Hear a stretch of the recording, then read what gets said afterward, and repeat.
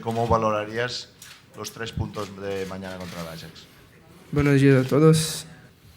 Ellos tienen un equipo muy buena, tanto defensivamente cuanto en ataque, y tenemos que hacer las cosas ciertas para ganar.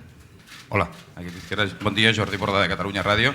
Algunos de tus compañeros se han manifestado en el sentido que este año estamos viendo al auténtico Neymar o al verdadero Neymar después de la temporada pasada, que fue un poco de adaptación. ¿Tú compartes esta sensación? Permiso que algunas preguntas voy a contestar en portugués, ¿vale? Porque está más o menos. Não sei se é uma nova versão, né, do Neymar.